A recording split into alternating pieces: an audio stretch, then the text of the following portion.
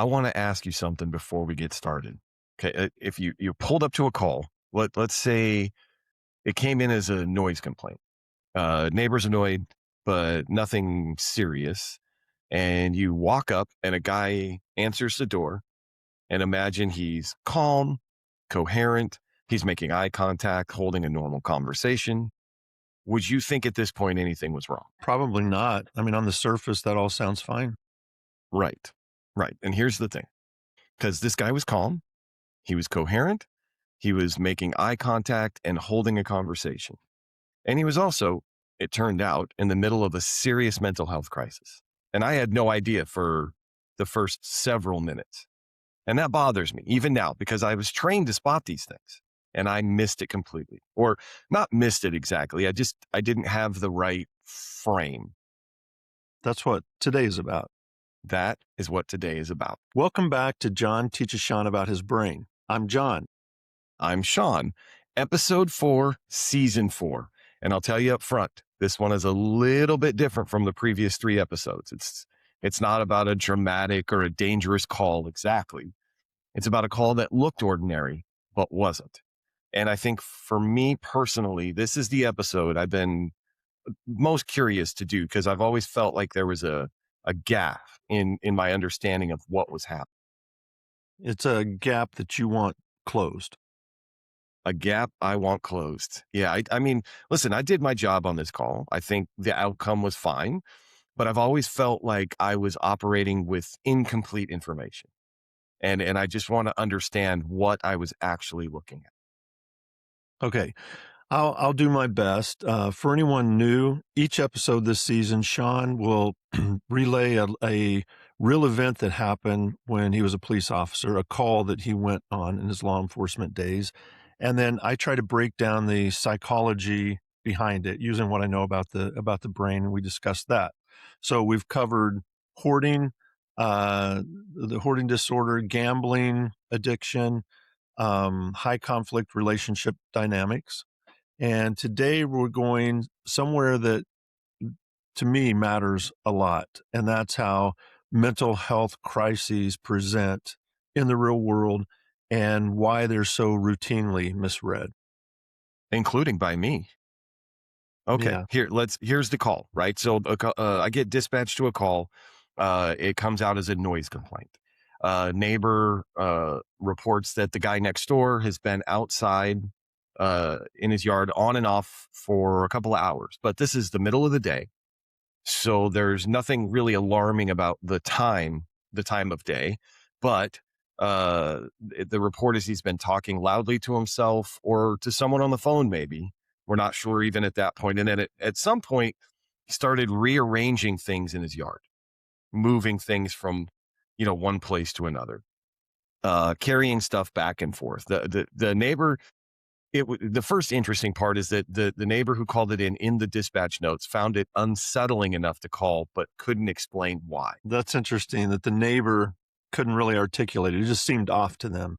Yeah. Yeah. That part stuck with me too. The neighbor said, and I'm paraphrasing, but it's not like he's doing anything wrong. It just doesn't seem right, which is actually a pretty useful data point, right? You're on your way to the call.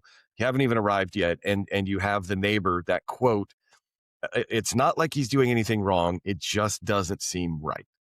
And I don't think in looking back, go ahead. No, that's okay. It just, the instinct was that something's off. So she was picking up a pattern of some kind. Everything looked okay on the surface, but something was off. Yeah. And I don't think I appreciated that sentence enough at the time, but I arrive. Okay. I pull up and I see him he's in the yard, middle-aged guy, average looking appearance. There's nothing alarming right now. And he's carrying a garden hose from one side of the yard to the other side of the yard. So nothing threatening, not erratic, just purposeful in a way that doesn't quite track to me. But I get out of my vehicle. He sees me, smiles, waves, and then comes right over to me. So it's cooperative. Very, very cooperative. And this is the first thing that in retrospect was a signal, but at the time being honest, didn't register as one.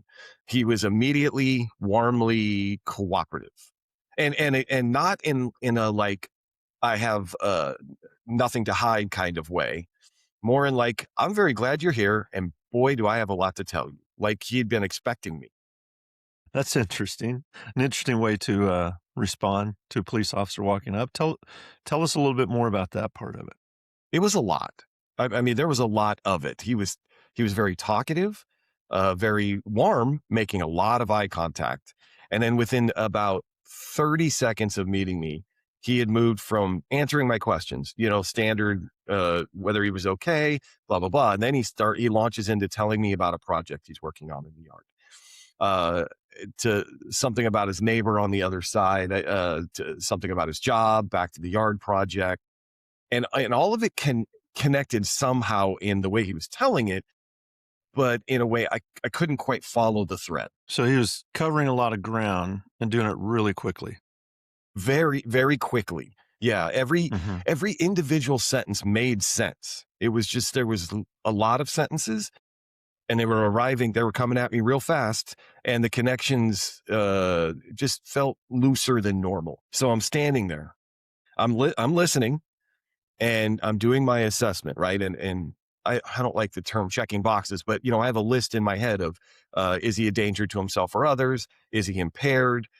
Is there a visible hazard? And most of these boxes are coming up clear.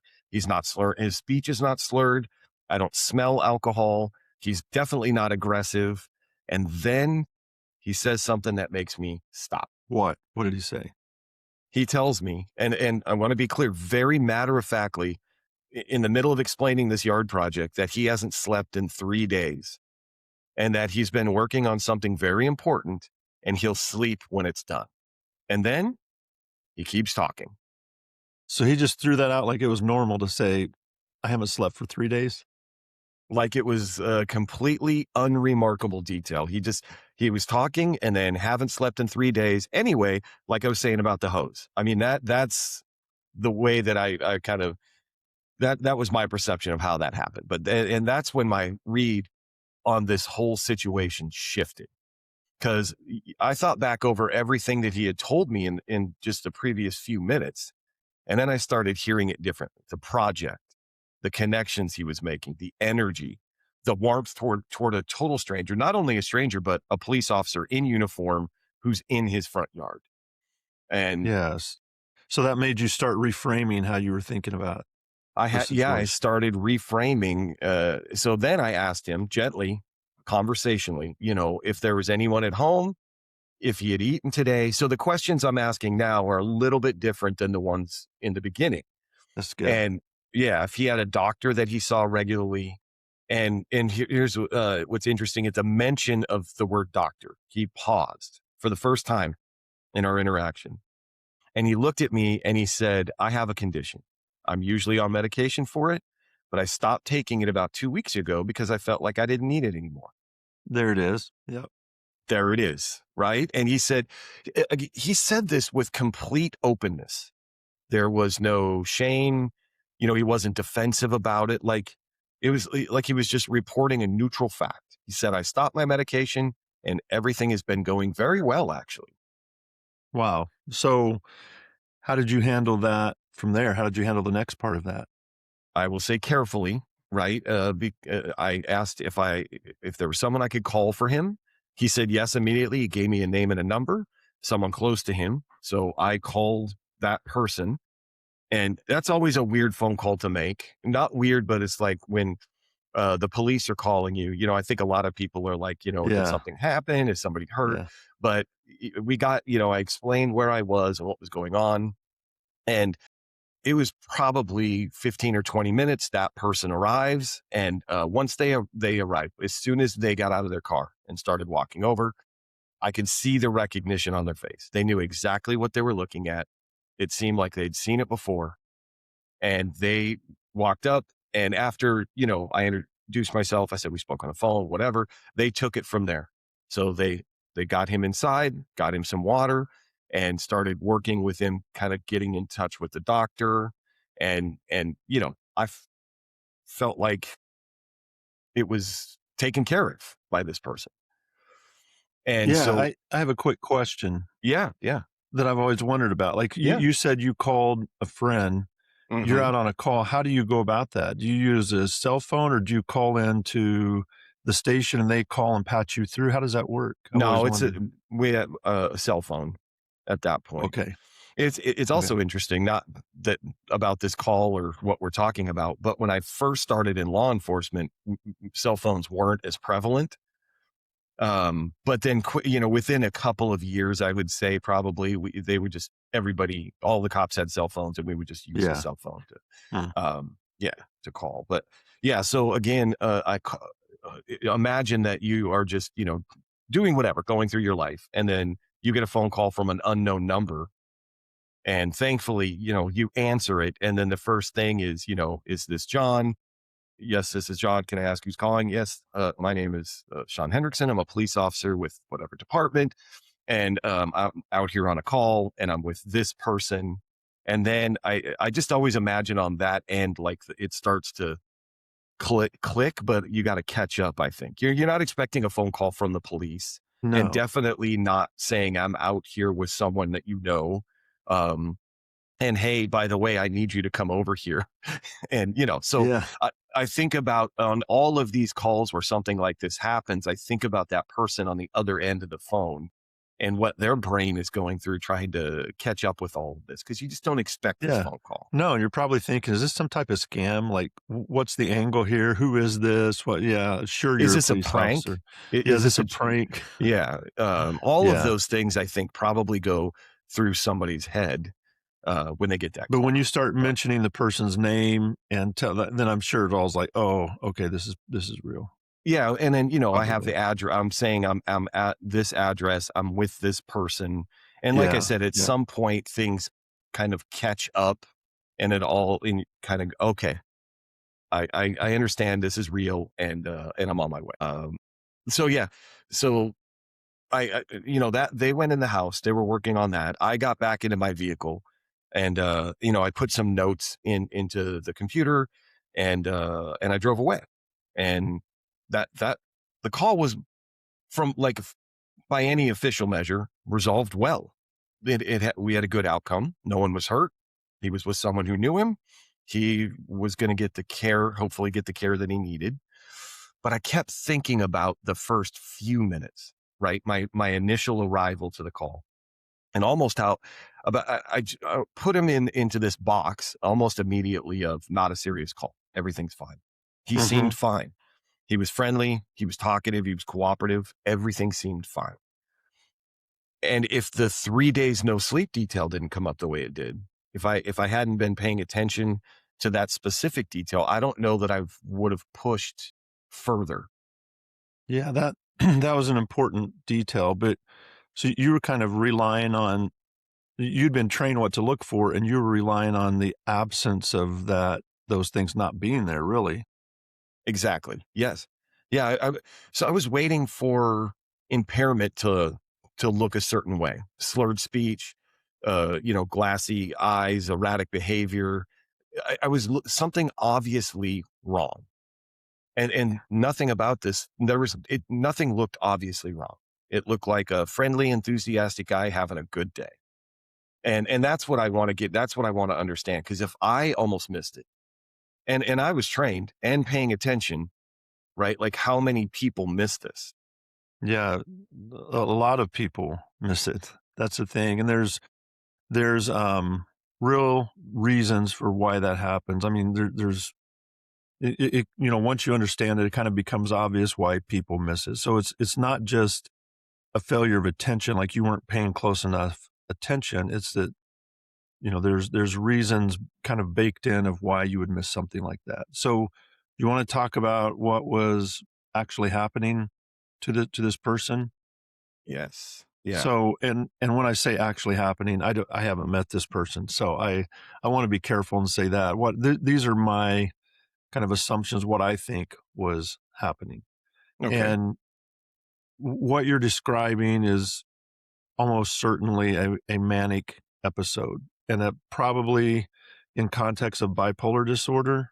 given that, he mentioned it was a condition that he had regular medication for. Mm, So we should start by saying that the fact that you missed it doesn't mean that you did something wrong. Mania is genuinely one of the most misread states in all of mental health. And there's reasons for it that we'll talk about why you would miss mania. And one of them being kind of a social reason, in that people in a manic state are usually high energy. They're very social. They're warm and friendly. They want to get things done. They have a lot of ideas. They have a lot of energy. And those are things that our society rewards. I mean, that's what people strive to be, is to be mm, energetic, friendly, warm, having a lot of ideas, getting things done.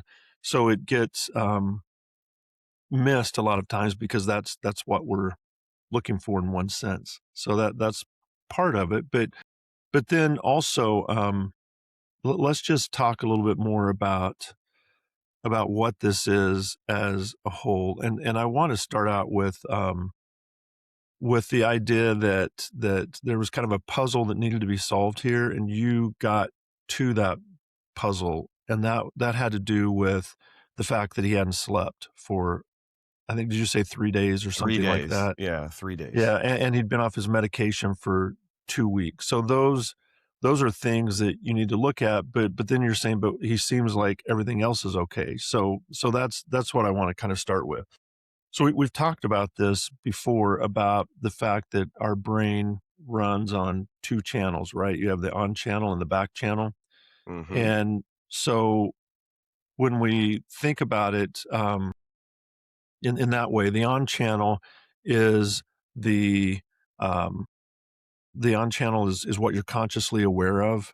It's what kind of the inner voice that you hear. It's what helps you reason and plan things out, narrate your day, those types of things. It helps you understand what's happening. And then the back channel is everything outside of that. And that's where almost all the work gets done in the brain, is outside of the on channel. It's in the back channel. And the relationship between these, I know we've talked about these two, but in this case, I want to kind of highlight one of the important relationships between the on channel and back channel. And that's that the back channel is performing a ton of computations to understand what's happening in the world out here. So a lot of math is getting done, so to speak, but it's doing it in the dark. You're not aware of what that math is and what it's doing. All you're aware of is what gets pushed forward to your on channel.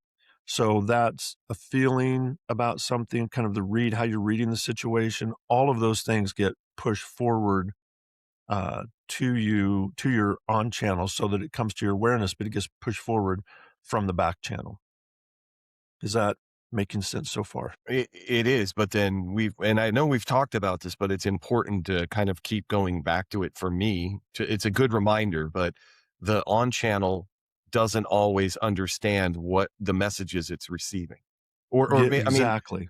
yeah, I mean it, because I think back to, remember when you talked about like your glasses. Do you remember that your glasses were on the bedside table, or what we talked about? Yeah, yeah. Your back channel, for lack of a better term, screaming at you, but your on channel just couldn't figure out what it was saying. So you're getting pushed these messages, and it's not always clear what the message is.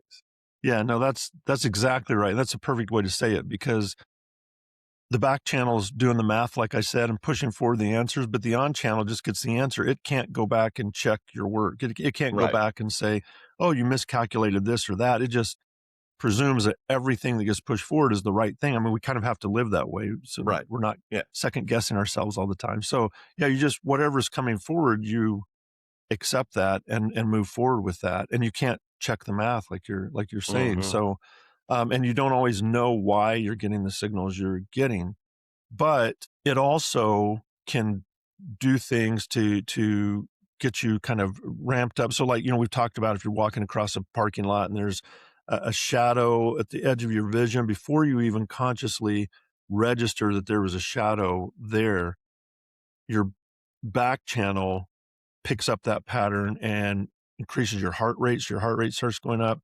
It redirects your vision, like your eyes snap over to that to see what's there. Um, Part of you has already decided that that was a threat, and so by the time you look at it and consciously think through it and say, "Oh, that's a cat walking by there, so it's not a threat." All the other stuff, all the other math has already been done. So all the calculations have already been made and pushed forward. There's a threat. We're in danger before your on channel gets handed that answer to the quiz. So it's kind of it's a jolt and your attention goes to it. And that's your back channel doing its job. And you want it to do that because in most conditions, the back channel's faster. It's actually smarter than us when it comes to survival things because that's what it's built to do.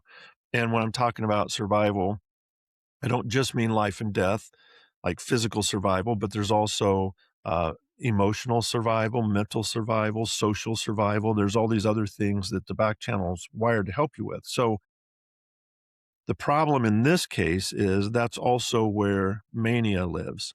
So it's kind of what happens when the machinery that starts doing the math and generating the answers starts to come up with the wrong calculations because the on channel doesn't have an independent way to audit those signals. So it just keeps receiving these signals, even if they're based on something that's faulty, and trusts it in a Mhm. sense.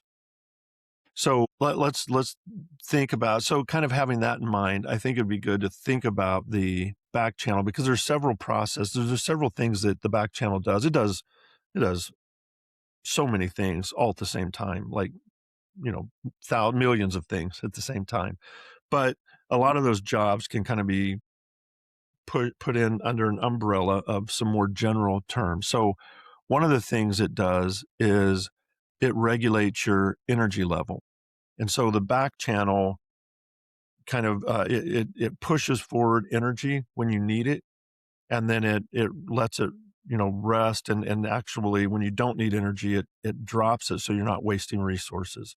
So you can think of like in bipolar disorder, the mania side is just the energy gets ramped way up, and the depressive side is when it's abnormally low. And that's one part. That's one set of things that the back channel does. It regulates that energy.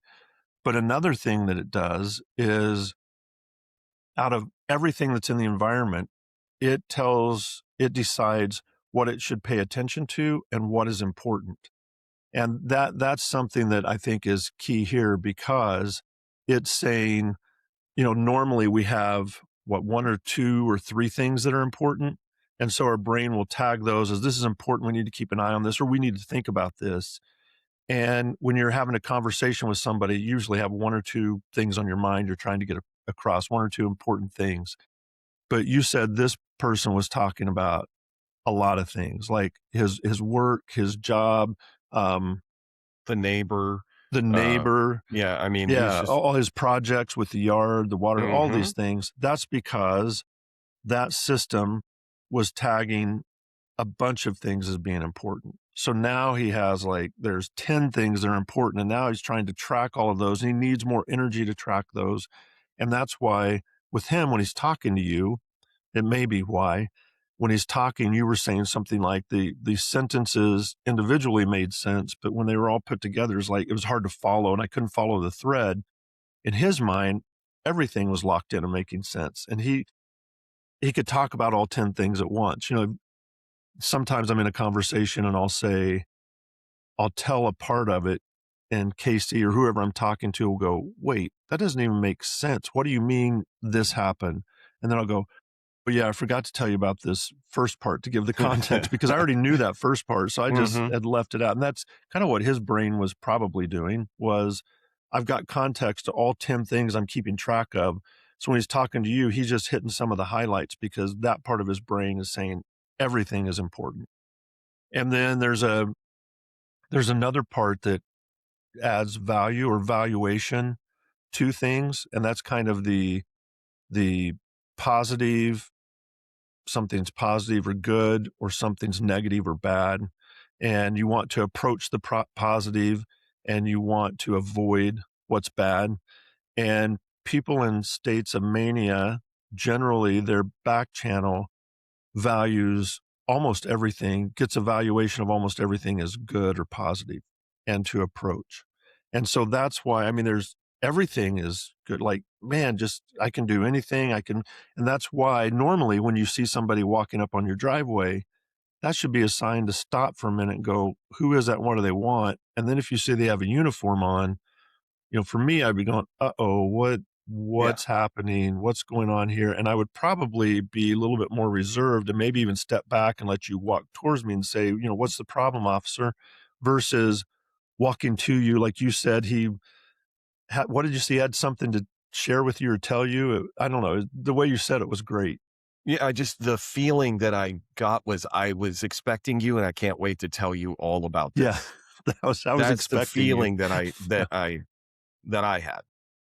Yeah, that's a valuation of really, really good. We should approach, and that's kind of the social friendly side of it, is like, yeah, everything's good. I don't have any red flags. There's no negative or avoid or everything's good. Everything's a go. Everything's a green light, which is Mhm. which is really interesting, and that's a lot of times what happens with that. And then I think that just a couple more things I want to mention. I'm No, talking a no, lot about these this different is systems. great for An me. This is what I wanted. Okay. Well, another system judges, what um, we should be careful about, and it judges when we're getting close to the edge. Like, this is making sense up to here, but I'm starting to push this a little bit too far, and I need to back up a little bit, or I'm getting close to, I'm about to run off a cliff, so I need to Mhm. redirect or steer away, or, um, you know, I I know that I haven't been sleeping and that's not good, so I need to sleep or I need to eat, I need to take my medication, those types of things where you're realizing when you're starting to get to the edge.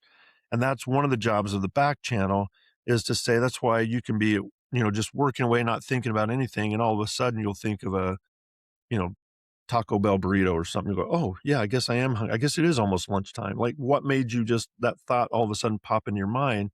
It's your back channel saying, "Hey, we've got to, balance everything. We've got to keep homeostasis here. We need to eat. We need to drink." And a lot of times that system, it just isn't really responding. Hmm. And all of this, I think, comes down to the last system I want to talk about is the system that tries to that resets everything. So we all have all the systems I've talked about so far, like energy level. We all have times when energy spikes, but there's a system in the back channel that anytime something heads in one direction, positive or negative, or wherever, it just heads away from normal, it starts gently pulling that back to normal. So you have an energy level, but then you start coming back down. Or when I said, you're trying to tag things that are important, you have several things get to be important, then it's like pulling back. No, we need to just focus on one or two things. Or, or I'm getting close to I'm going to start, well, you need to eat. Those types of things. That system with Mania just it just stops working. So when you have that spike of energy, instead of pulling it down, you stay at that energy level, and then you have another spike of energy, and you just kind of ride there. And then you have another spike of energy, and there's Mhm. nothing pulling it down. So you get more and more excited, more wound up. You see, three or four things that look important, and you kind of get flooded with that. But instead of separating those out, the flood stays there. Then some more things pop up, and the flood just keeps going and going. So it's that part that tries to synchronize your body and what it can do with, what it should do and what the environment's telling you, and that's the system that really gets shut down. That's a lot So of systems I just talked no, no, it's I've heard it referred to this way, and I've used this previously, but as like it's a chemical in, or there's something chemically wrong. But what is this? All these systems that you're talking about are they're really just different neural pathways. Yeah, and they're all run on chemicals. They're all chemical Okay, so systems. saying, Yeah. because what I'm trying to get to is I've heard the term bipolar disorder. I know what, it's the high and the low. I get Mhm. all of that, but I was just trying to maybe dig a little bit deeper into what causes the disorder. Yeah, so there's neural pathways, like you said, that have neurotransmitters, and there's hormones. There's a lot of different.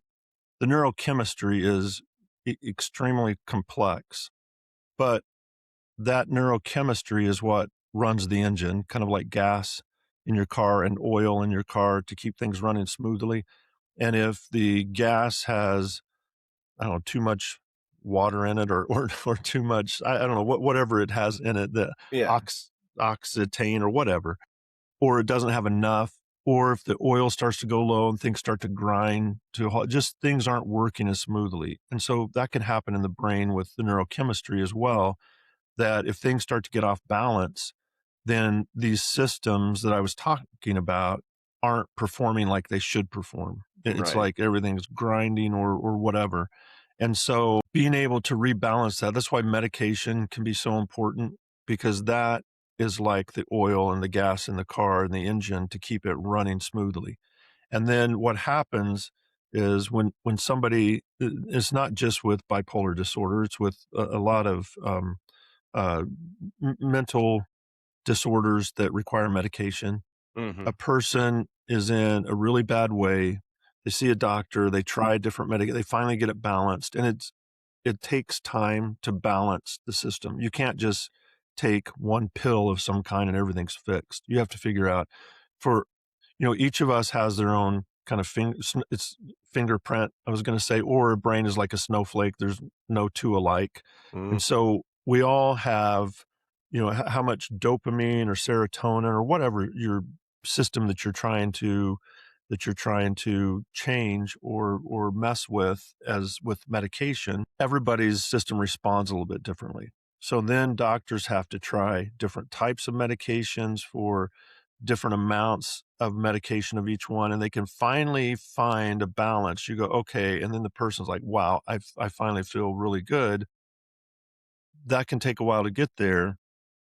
If once a person gets there, they have the tendency to think, okay, I'm fixed now, everything's good, I don't need my medication anymore, without realizing the reason you're feeling good is because of the medication. It's more like, we all do. I mean, even when you're talking to another person, you think that if they're conversing with you well, and everything's going well, it's something that they're doing. Like, just like when I'm doing, it's something I'm doing, not realizing it's because of the neurochemistry that's balanced in your brain. And if somebody's struggling to balance that and medication helps, they need to be on that medication, because then everything's balanced, then they can be them.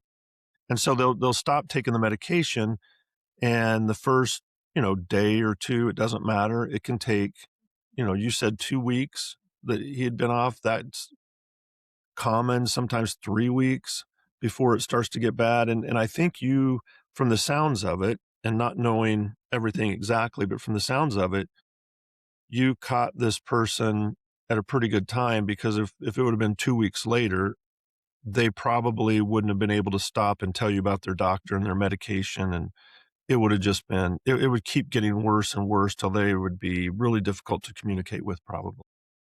So, real quick about that. So, I mean, to me, it makes sense. I don't know if I'm saying that right, but someone goes on medication, they're on it for amount of time, and then they feel better. And so it makes sense, intuitively makes sense. If you're feeling better, you no longer need the medication. And then, they go off the medication, and then now we're in this thing you're talking about. But I think about another thing, and this is specific to, there are some artists, celebrities that, there's one at the top of my brain I'm not going to name, but who is wildly like very talented, but I believe, and I think maybe in this case it's even been said, diagnosed, but as bipolar. Mhm, And mhm. I've heard some artists, not only about bipolar stuff, but here's the what I'll just drive right to the point, is that the feeling is I am creative and able to do the things I do, and I'm afraid if I go on medication, that's going to somehow tamp that or that's going to hamper my ability to make music in this case or whatever. Yeah. And so this artist goes on medication because they have to. They have an event in their life or something happens. They got to go on medication. And then they go off the medication again because they're afraid that their artistic ability is being somewhat hampered by this. It probably is. And that's the interesting point is to me because outside of this call, I think about it a lot of I don't have any talents. I don't have, but I just think about if I had one and I was, towards the top or, among the top in my field. And you just said you just kind of answered without even meaning to answer, maybe is my question was going to be, is there any validity to the fact that taking medication in this very particular scenario would would affect their artistic ability? And I think you just said it probably Yeah, would. absolutely. Because their artistic ability comes from how their brain is working and processing things. Yeah. So there's that neurochemistry that allows them to be creative. And now you start taking medication to change the neurochemistry, and now your brain's functioning differently and you're not creative in the same ways.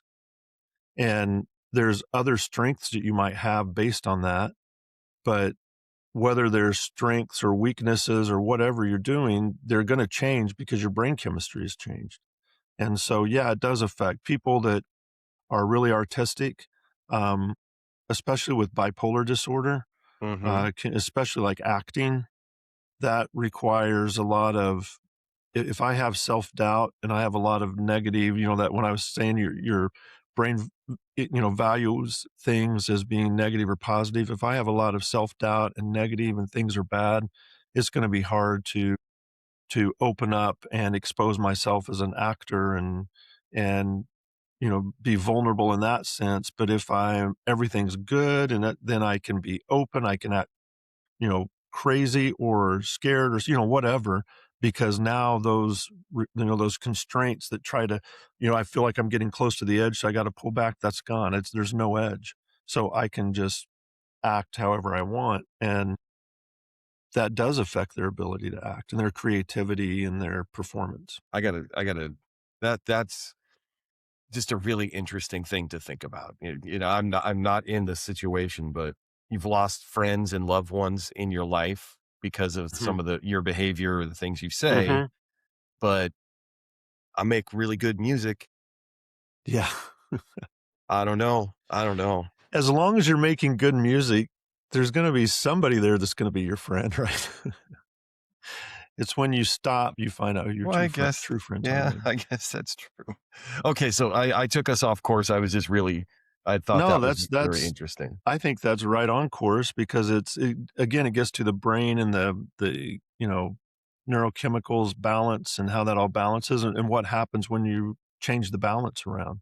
So Yeah. there's like positive and negatives of that too. But I guess I think the question that you asked at the beginning that I would like to get to is you said, how can, I was trained to look for these things. So how can somebody who's trained miss these details? Like, is it an intentional thing? And I think there's some reasons why we miss it, which is what I was going to get to. One Yeah. is the what we see on the surface compared to what's actually underneath. So we always read people from the surface behavior, but what's happening is what lives below the surface in the non-conscious brain in the back channel. And so we see on the surface, a lot of times we think if somebody's in some type of a mental health crisis, then we have a schema for what that looks like. And that's they're in tears, they're panicking, they're falling apart, they're coming apart at the seams, everything's bad. And so we go, oh, that's maybe a mental health crisis. But now you see a person that looks like they're having one of the best days of their life.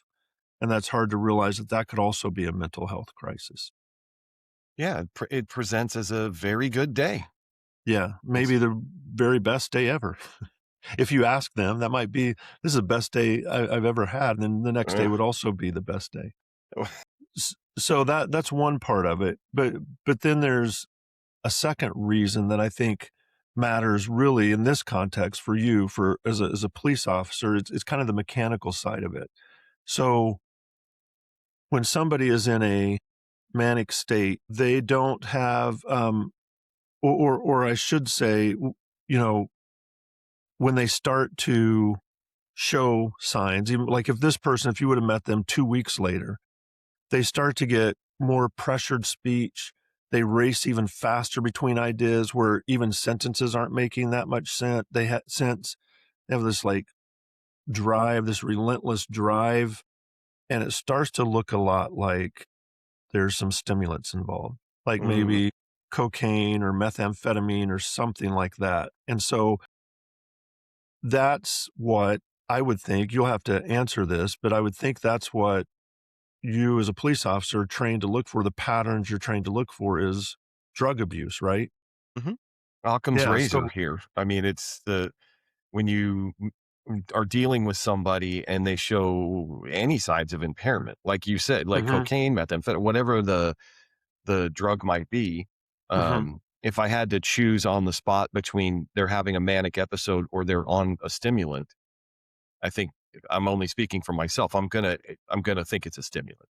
I'm gonna think they're yeah, impaired. yeah. I know there's like, I think there's more training now, and you can speak to that too. But I think there's like CIT training, right? Which Mhm. is critical incident training. No, Crisis is that intervention, crisis intervention? That's right, crisis crisis intervention intervention training. for Yeah. mental health issues, right? Yeah. So there's Specifically more for that. training of that. But if you think about it, what you have to do to keep yourself and the public safe, you Mhm. have to worry about people on methamphetamine and cocaine and alcohol and those types of things.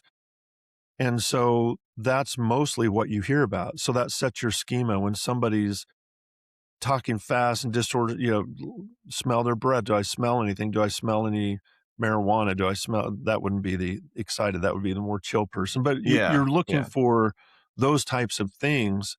And so that's what your schema is. But I think that's the scary part for police officers dealing with people or the people that police officers contact is mania and methamphetamine use. The behaviors just overlap so much that it's really hard to tell the difference between the two for somebody who's not trained extensively. And a CIT course is great, and we should have more of those, but there's probably not enough training to fully diagnose what's going on with people.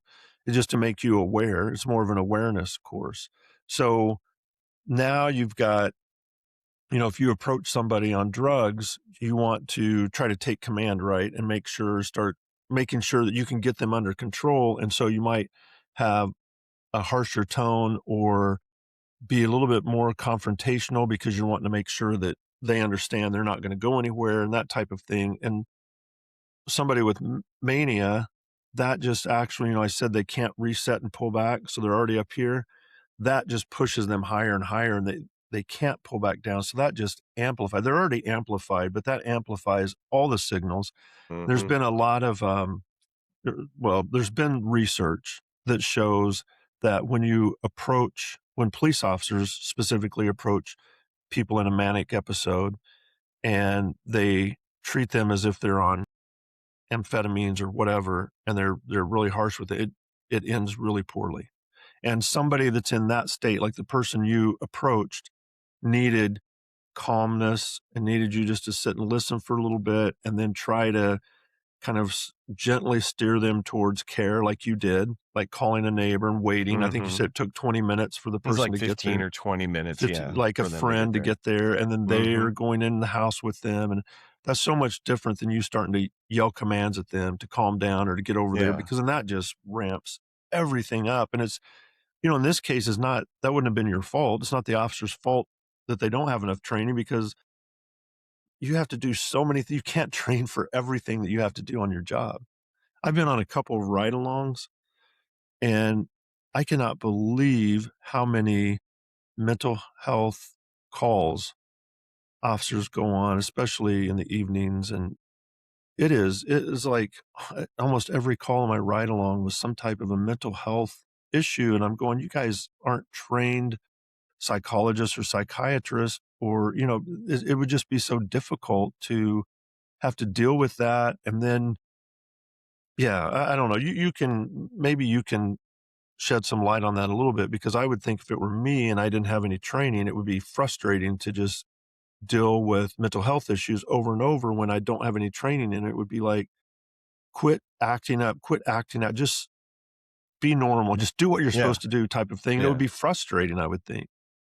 Well, so you're absolutely right about the percentage of calls right now that officers are getting dispatched to are have some aspect of mental health involved. So some kind of yeah, so some kind of mental health aspect to it. And then I mean, they are trying, but there's only so many hours in the day as far as training goes. Because again, you're right. So Exactly. if you just kind of look at it in a like a step by step approach as you go on a call, so it depends on what the information is about the call, and again, I'm trying to be general about it, but if you have an adult male with no shirt on swinging a giant stick at cars, and that's the only information that you have, like there's a little, okay, I think we might be dealing with someone in a behavioral health crisis, maybe. And then you get there and yes, you're starting to recognize these things. Okay, but then so I can say, yes, I'm dealing with someone in a behavioral health crisis, but now, I mean, you just said it. I'm kind of repeating everything you said, but is I don't have the training or the experience or understanding to diagnose somebody. Yeah. Are they are is this drugs or alcohol? Is this mania? Is this psychosis? Is this I don't even know all the see, I don't even know enough to even name all the stuff that it could be, Yeah. and let alone diagnose this. Yeah, but you just mentioned psychosis because that Mm, was also in the study, like, mania and psychosis, and because they are also really related, and people a lot of times get that kind of mixed up. So, psychosis, without going too far into it, but it's where, I was talking about how the back channel does the math and feeds the answer to the on channel, mhm. and then the on channel believes it. Well, in a psychosis, the back channel starts highlighting things that are important and pulling in signals that maybe aren't there. It starts tying patterns together that aren't actual patterns, and just something that happens coincidentally starts to be tied in together, and it starts they're understanding the world much different than somebody that's not in a psychotic state, that doesn't have psychosis, is understanding it. So they're seeing things, they're hearing things, they're experiencing things that the people around them are not hearing, seeing, and experiencing. And that is what their actions are based on. That's what their on channel is reading and understanding what it's based on. Yeah. So anyway, somebody in this state, because I'm just talking about experiencing things that aren't there. So they're talking about stuff, and then you're going, okay, and then you're trying to argue with them, or you're trying to say that's not true. But to them, like, that is an experience for them. So their on channel is just working with the signals that's been sent, and it's creating the story. We talk about how the on channel always creates the story around whatever's happening. It tells the story. So they start telling that story based on the information their back channel's feeding them, and that's their reality. And so if you try to push on them too hard or approach them in the way like you would somebody taking a methamphetamine or something, it goes haywire. And it's so hard to tell the difference between all these different things. It would be nice if you all could have, a mental health professional writing with you, but that's just not possible. Well, I will tell you that in some agencies, they are starting to send. So going back to the call that I send, they will send a. Oh boy, I just forgot the term for it, but they'll send someone trained specifically to deal with people in crisis with the officer. That's good. Yeah, Uh, I've heard of that. I've heard of programs like that where they have yeah, like a couple of people that are kind of on call. Maybe a department has a couple of people they can call if they run into something where they need them. Is that what you mean? yeah, yeah. Then they'll show up. Yeah. Yeah, I think that's really good, but it's hard to train somebody to know exactly what they should look for when you don't, like you said, you don't have much training time. And officers need to be trained about a lot of things, not just mental health stuff. They need to be trained about that too, but Yeah. it's hard. But again, yeah, there's a lot of mandates for training. There's a lot of stuff that, that has to be done within a calendar year. And, um, you know, 2 hours or whatever a year of crisis intervention training is just not, not enough. But Yeah, no, it's not. And and I think that the system that I said brings everything back to homeostasis and brings it back to normal. When that's not working, that's where the problems are. And it's really hard to see that. It's like when your thermostat's broken, so it's not reading the temperature in the room, it's just running the air or running the heat, and it's supposed to be considering what the to balance the temperature, and it's not doing that. And so you can feel that in a room, but it's hard to see that in a person. So you walk up to that person, it's hard to see that if the thermostat's not functioning correctly. And so you have to figure out how to do that. And I think the last thing I wanted to say here is when that person said, you said the thing that kind of stopped you is when they said, I haven't slept for 3 days. That is that's the person saying my thermostat's broken, because that's the one part of the brain that says we need sleep and will fight to try to get sleep. And if it's not fighting to get sleep and you're just up and going and going and going, that means that thermostat is broken. And that's really a key thing. So like one thing to take away, if officers could just ask that question, like how long has it been since you've slept? That can be a really important question to let you know what's happening. yeah, so maybe, I mean, it is about training time, but also training the officers to ask different questions. Yeah, certain questions, and I'm sure that's part of the training too, but just yeah, there are some questions that will kind of create forks in the road that you can see differences, and those are the things that officers need to know about. Not that it gives you the full answer and you know everything then, but that's Right. that's Yeah. that's that's still hard. So, yeah, I thought that was really important when you mentioned that. Thank you. So, I'm gonna ask the same question I've been asking every episode this season at Oh, the end. okay.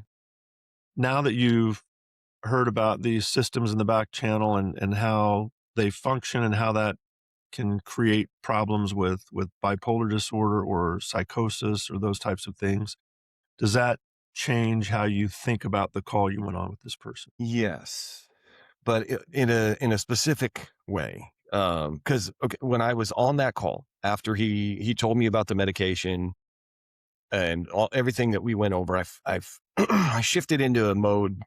I felt more like, I'll just say, like social work almost, like keeping him calm, finding a connection, getting somebody there that he knew that, I think I was doing the right things, but I was doing them intuitively, like without really knowing why they were right.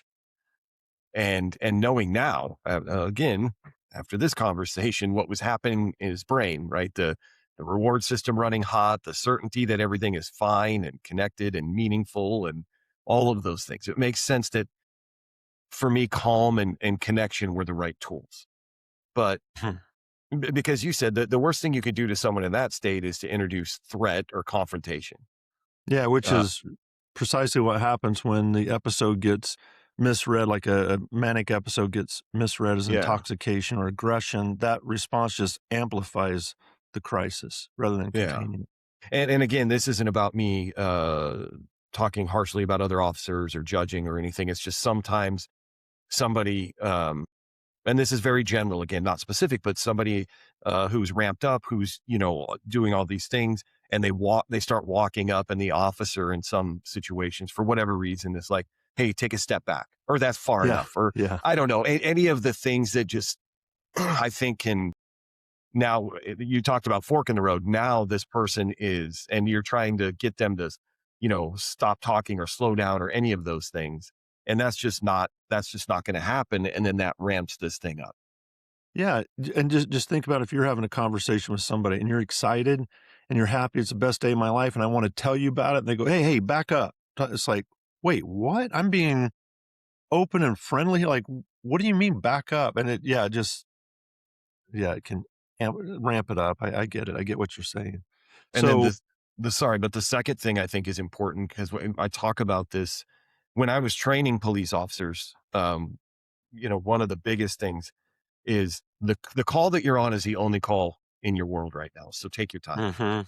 Mhm. right? Like barring some very specific emergencies that might go on, is like don't rush through this. And so if you show up and it's kind of like just show up, take names, make sure nothing is, and then leave. If I had been more rushed, or if I had misread, the warmth and the talkativeness, or just a chatty guy, nothing to see here is a guy moving a hose around. Uh, if he hadn't have volunteered the sleep detail because I didn't ask, I think about all the things that had to go right on that call for this to end up this way. Yeah, and luckily they did go right on that one, but you described a guy that's 2 weeks off his medication in the middle of a manic episode, still had enough insight to name his condition and confirm his medication and consent for you to call somebody that he knew that could come help him. That's actually a lot. That's really good. So some people at that stage won't do that, or especially if it might have been a week or 2 later, like I mentioned, he might not have done that. So when I said you're kind of lucky in that sense, that's you were lucky in that way that he was still willing to share that information with you. That was really Yeah, I hope he's okay. I hope he found a way to stay on medication, or I don't found a doctor who helped him understand why the Mhm. good feeling isn't a reason to stop taking your medication. I don't know. Yeah, exactly. Yeah, that conversation, the one between a patient and doctor about why medication has to why you have to keep taking it even when you feel great, it's one of the most important conversations in mental health care. And, maybe it doesn't happen enough. I don't know, because I think if you told somebody why they needed to take it and what would happen when they don't, and maybe every doctor tells them that, but I think that needs to be reinforced more, and also with family and friends to kind of keep reinforcing that. Yeah. Huh. Well, just add it to the list of things I didn't know I didn't know. Is that the whole show, really? Things you didn't know? I'm kidding. That is the whole show, actually. Thanks for pointing that out. Okay. Next week, episode 5, we're going to talk about a DUI Yes. stop. So, someone who swears they only had 2 beers, and John is going to explain why that person might actually believe it.